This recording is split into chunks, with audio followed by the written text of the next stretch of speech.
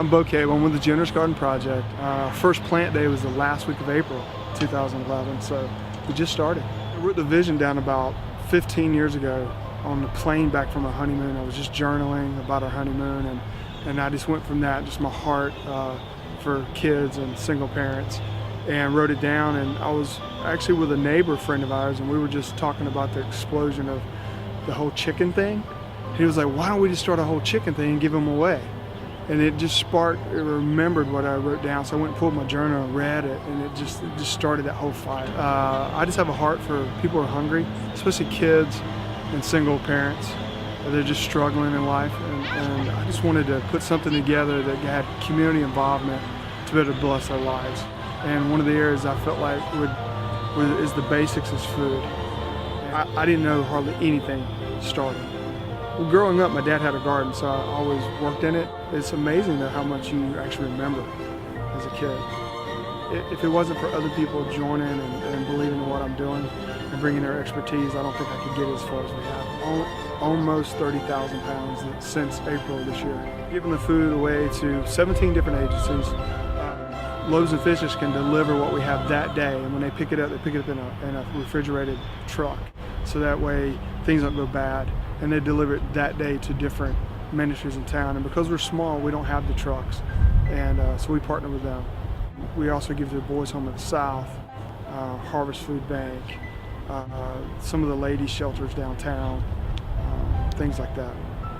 Yeah, it's pretty amazing. We actually get letters all the time from people just saying, I remember we got a letter from Safe Harbor, I believe it was, or one of the Miracle Shepherd's Gate, actually sent it and said if we wouldn't have sent them fresh vegetables on the 4th of July, they would not have had any. It would have all been canned food. And as we all know, food without a lot of chemicals or GMOs in it is much healthier for us.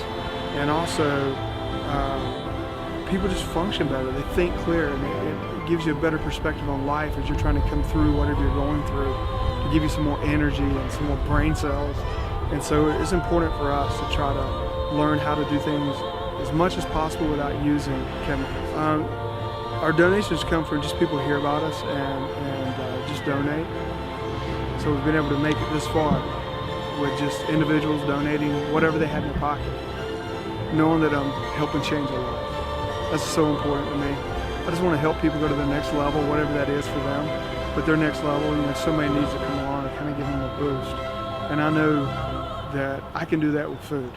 All humans are typically really selfish people, and we have all these plans, we're doing all these things, we have all of our friends, and our plate gets pretty full. But I just recommend that people can, if they could just take out a couple hours a month and find some organization and dive in. Everybody needs help. All of us through different parts of our life, we need help from other people. And I believe that a community as a whole changes a nation. I believe that if we just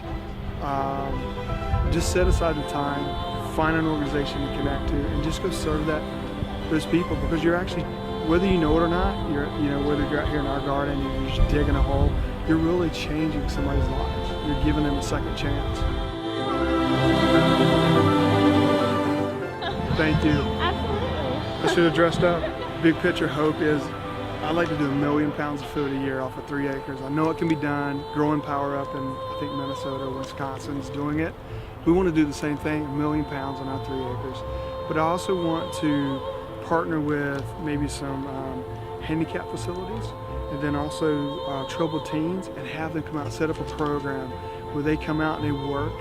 And while they're working, we're teaching them some things. We're just loving on them and giving them hope. So that's important for us. So that's the bigger goal, is to get this set up in such a way we can bring other people in and help